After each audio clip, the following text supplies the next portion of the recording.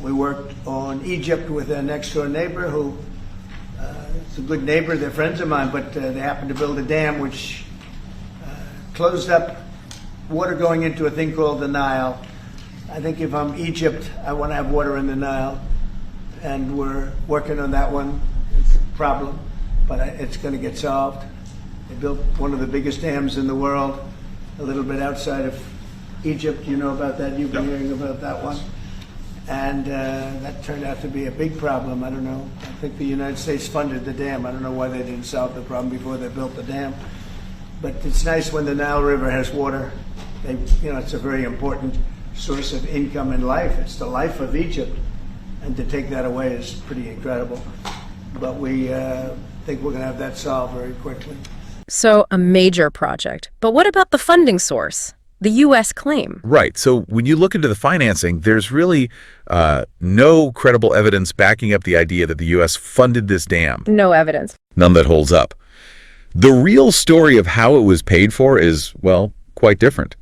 And honestly, pretty interesting. Okay. The dam has been funded almost entirely by Ethiopian sources. Ethiopian sources? How? For such a big project. Well, a lot was raised domestically. They use these things called diaspora bonds. Yes, I've heard of those, selling bonds to citizens abroad. Exactly. Leveraging that connection.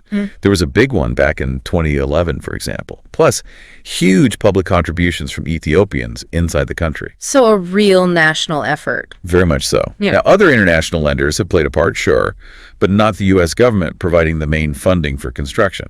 I feel it coming. I feel it coming, baby. I feel it coming. I feel it coming, baby. Take me in, O tender woman. Take me in, for heaven's sake. Take me in, O tender woman. Sighed the vicious sake.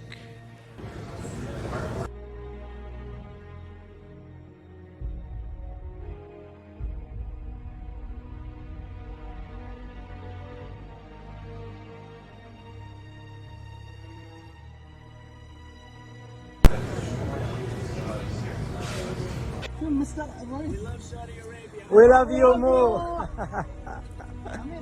We love Saudi Arabia.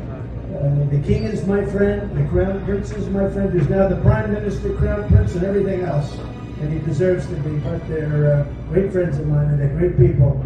And it's an honor to have so many Saudis. I just spoke to Yasser, and I said, we have so many Saudis today. It's so nice to see that. They love us, and we love them. And it's an honor to have you all. Thank you very much for coming. We are going to be signing numerous countries in the not-too-distant future, so that'll be great. While you are on the phone, could I ask you, how is the dam doing in Ethiopia? The largest dam in many, many years being built. Unfortunately, it stops water from flowing into the Nile, which causes Egypt a little bit of a problem, right, as it should. But Ethiopia built a dam. You know all about it, probably, Bibi, but I've been dealing with Sudan on that. And I'm just curious, how is that going? Because you're really the third party involved with Ethiopia and Egypt and the dam. Are they working out their deal? Because I had a deal done for them. And then unfortunately, Ethiopia broke the deal, which they should not have done. That was a big mistake. And we've stopped payment to them of a lot of aid because they did it. And they will never see that money unless they adhere to the agreement. But they built a dam which stops water from flowing into the Nile. And you can't blame Egypt for being a little bit upset. Yeah, if you would, because I had a deal done, and then they broke the deal, and they can't do that. They can't do that.